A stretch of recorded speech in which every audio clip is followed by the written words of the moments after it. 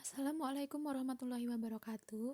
Halo semuanya, kami dari kelompok 2 akan sedikit menjelaskan mengenai investigasi wabah penyakit campak. Sebelumnya perkenalkan, kami dari kelompok 2 yang terdiri dari saya, Fatma Alfani, dan rekan-rekan saya, Faikotun Nisa, Firda Ayu Utami, dan Fatiatur Rizkiyah Al-Izah dari kelas Gizi 5D, Program Studi Gizi, Fakultas Psikologi dan Kesehatan, Universitas Islam Negeri Wali Songo, Semarang. Video ini kami susun guna memenuhi tugas mata kuliah epidemiologi dengan dosen pengampu yakni Ibu Puji Lestari SKM MPH. Selamat menyaksikan. Pokok pembahasan dalam tema kali ini ada 4. Yang pertama adalah pengertian investigasi wabah atau KLB. Yang kedua adalah tujuan dari investigasi KLB atau wabah. Yang ketiga, investigasi kasus terhadap campak. Dan yang terakhir adalah langkah-langkah dalam melakukan investigasi. Yang pertama adalah pengertian KLB atau wabah. KLB adalah timbulnya atau meningkatnya kejadian kesakitan dan atau kematian yang bermakna secara epidemiologi pada suatu daerah dalam kurun waktu tertentu dan merupakan keadaan yang dapat menjurus pada terjadinya wabah. Sedangkan wabah merupakan kejadian berjangkitnya suatu penyakit menular dalam masyarakat yang jumlah penderitanya meningkat secara nyata melebihi daripada keadaan yang lazim pada waktu dan daerah tertentu, serta dapat menimbulkan malapetaka. Jadi, investigasi wabah merupakan suatu kegiatan penyelidikan terhadap adanya KLB atau wabah yang terjadi di suatu wilayah tertentu. Selanjutnya itu kriteria daerah dalam keadaan KLB. Yang pertama yaitu timbulnya suatu penyakit menular tertentu. Yang kedua, peningkatan kejadian kesakitan terus-menerus selama 3 kurun waktu dalam jam, hari, atau minggu berturut-turut menurut jenis penyakitnya.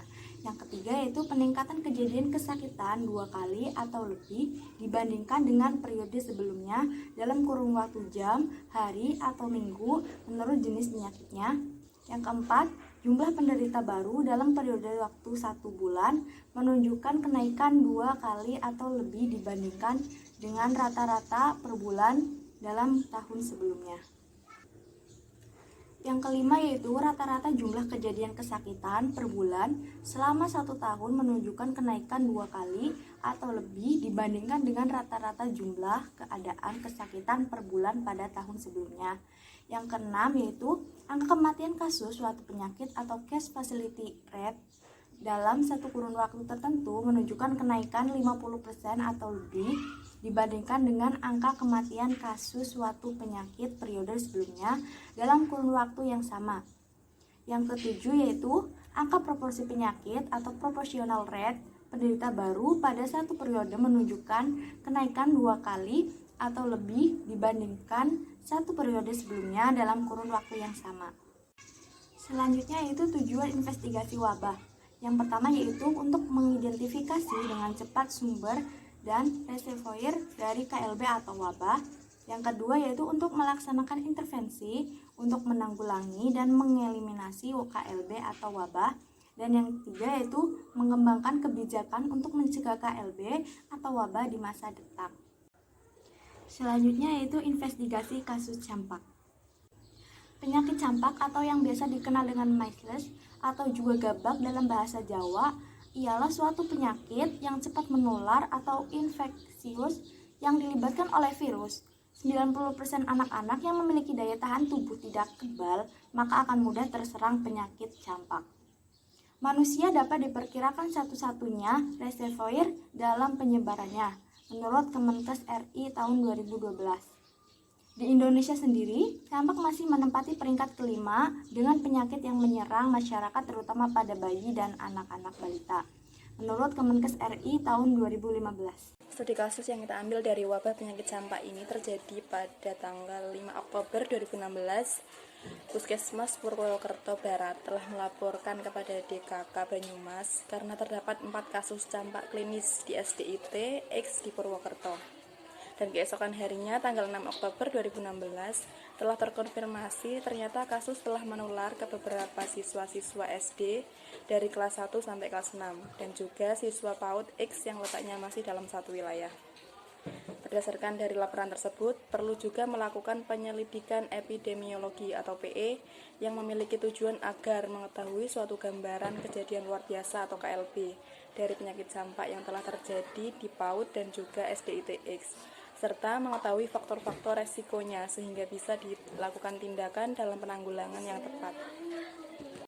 Kemudian untuk melakukan investigasi wabah campak ini perlu dilakukan beberapa langkah. Pertama, persiapan di lapangan. Investigasi terhadap wabah campak yang dilaporkan pada hari Rabu tanggal 5 Oktober 2016 ini melakukan wawancara untuk mengumpulkan data dengan menggunakan kuesioner terstruktur. Kemudian melakukan administrasi berupa perizinan kepada laboratorium atau mempunyai hubungan dengan epidemiologis untuk dilakukan pemeriksaan IgM campak pada sampel. Kemudian langkah yang kedua, memastikan adanya wabah. Data yang dianalisis ini menggunakan uji C-kuadrat dan juga regresi logistik. Kemudian terdapat 46 kasus, yaitu 54,4% perempuan dengan usia rentang usia 2-22 tahun, dan 60,9% anak-anak dengan usia 5 sampai kurang dari 12 tahun. Kemudian 91,3% belum pernah sakit campak sebelumnya, dan juga ada sekitar 78,3% tidak divaksinasi. Langkah investigasi yang ketiga yaitu memastikan diagnosis. Upaya penemuan kasus yang telah dilakukan dengan secara sistematis, kemudian kasus atau kontrol ini disusun dalam line listing agar mempermudah dalam pengolahannya. Data primernya terdapat dari hasil wawancara dengan menggunakan kuesioner terstruktur, dan data sekundernya dapat diperoleh dari sekolah, puskesmas, dinas kesehatan, kependudukan, atau kelurahan guna menunjang KLB.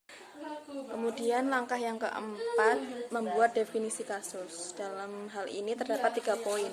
Yang pertama definisi, kemudian wabah, dan yang ketiga target.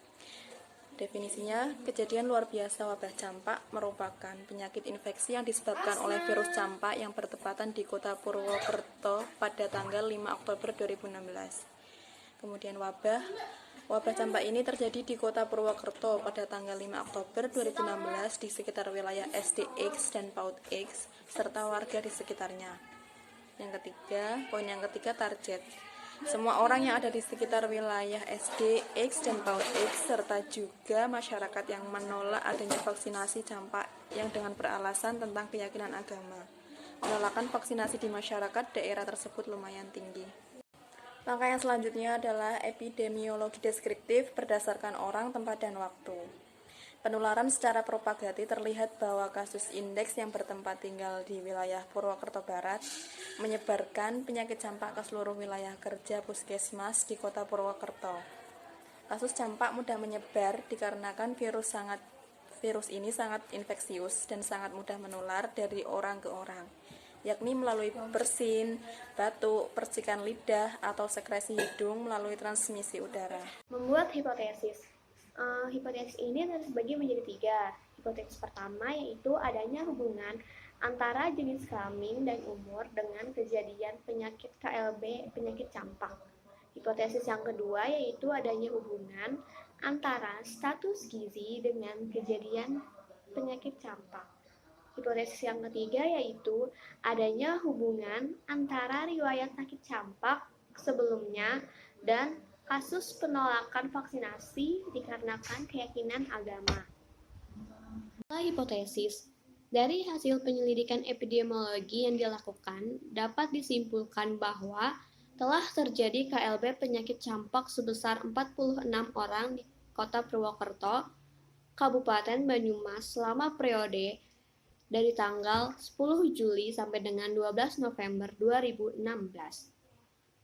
Dari 46 kasus tersebut, sebanyak 54,4% terdiri dari perempuan, 60,9% terdiri dari kelompok anak-anak usia 5-12 tahun, 41,3% ditemukan di wilayah kerja Purwokerto Barat. KLB ini berlangsung selama 126 hari. Kasus indeksnya ialah seorang murid PAUD yang telah tertular saudaranya yang tinggal di Cilacap dan telah menularkan kepada sekelompok anak SD sebesar 56,5%, kelompok PAUD sebesar 19,6%, dan tetangga atau keluarga sebesar 23,9%. Dari hasil pemeriksaan laboratorium, terdapat 3 kasus sampel yang positif IgM campak. Kemudian selanjutnya memperbaiki hipotesis dan mengadakan penelitian tambahan, yaitu dengan cara pemberian vitamin A dengan dosis tinggi sesuai dengan umurnya. Kedua, melakukan pemeriksaan rutin status gizi. Ketiga, pemberian vaksin campak, terutama pada usia balita dan anak-anak, yaitu melaksanakan pengendalian dan pencegahan. Pencegahan kasus KLB pada penyakit campak kali ini dengan cara pemberian vaksinasi campak terhadap murid yang belum pernah melakukan vaksinasi. Selanjutnya, menyampaikan hasil. Variabel jenis kelamin dan umur tidak mempunyai hubungan yang bermakna dengan kejadian KLB penyakit campak, karena variabel status gizi tidak bisa diolah lebih lanjut. Sebab semua kontrol yang diambil yaitu 100% mempunyai gizi yang baik. Sebesar 78% kasus penolakan vaksinasi karena keyakinan agama, sedangkan efikasi dari vaksinasi campak sendiri itu hanya 70%. Sekian penjelasan dari kelompok kami. Apabila ada pertanyaan ataupun tanggapan, bisa dikirimkan di WhatsApp grup mata kuliah epidemiologi. Kurang lebihnya mohon maaf. Wassalamualaikum warahmatullahi wabarakatuh.